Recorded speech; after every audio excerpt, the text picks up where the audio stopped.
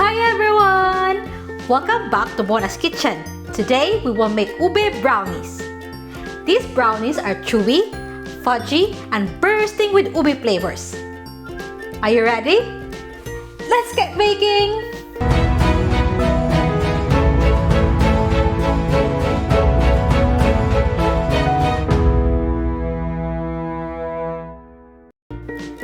We will need 2 cups ube jam, 2½ cups of plain flour, 1 cup melted unsalted butter, 1 cup white sugar, 1 large egg, 1 teaspoon baking powder, 1 teaspoon salt, 1/4 cup of brown sugar, 1 cup white chocolate chips, and 2 tablespoons of ube extract. You can also check the full list of ingredients in the description below. In a bowl, add the melted butter, white sugar,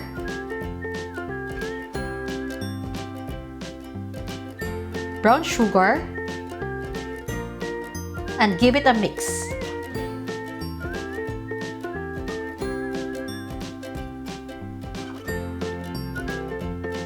Then, add in the egg,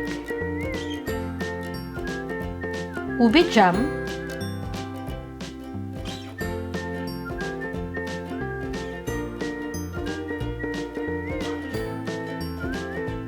and mix them together.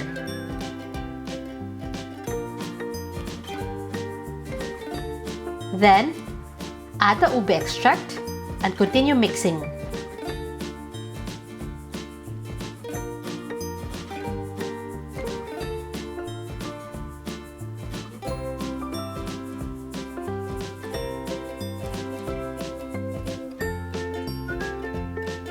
Sift together the flour,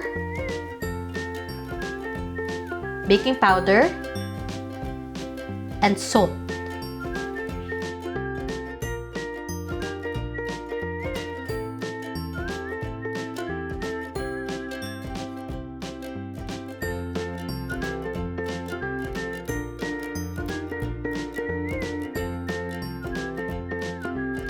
Fold them together until well incorporated.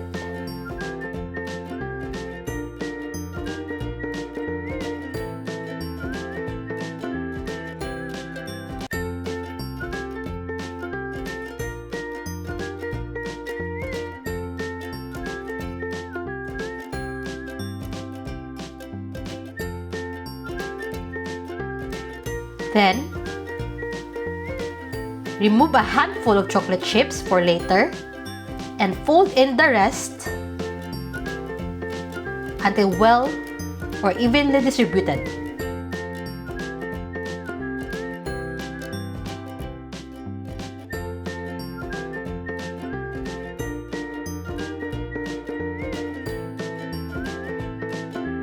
Transfer it into a 9x13 inches baking pan.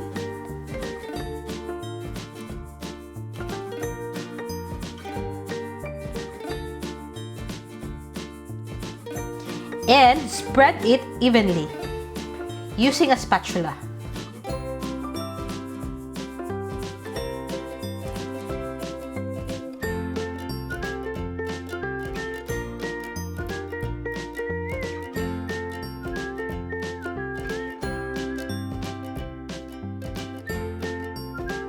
Now, top it with the white chocolate chips that was set aside a while ago.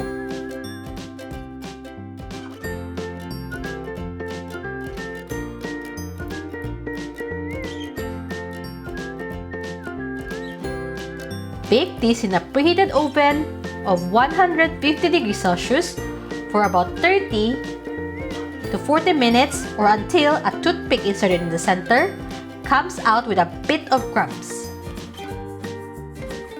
After baking, let this cool for about 20 minutes in the pan before removing it to completely cool.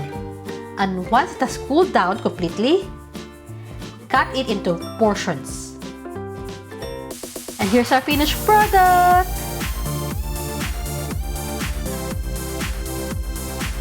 These ube brownies are so good. I hope you'll give this a try. If you like this recipe, don't forget to hit the like, subscribe, and hit the bell. Thank you for watching and see you in the next video. Bye!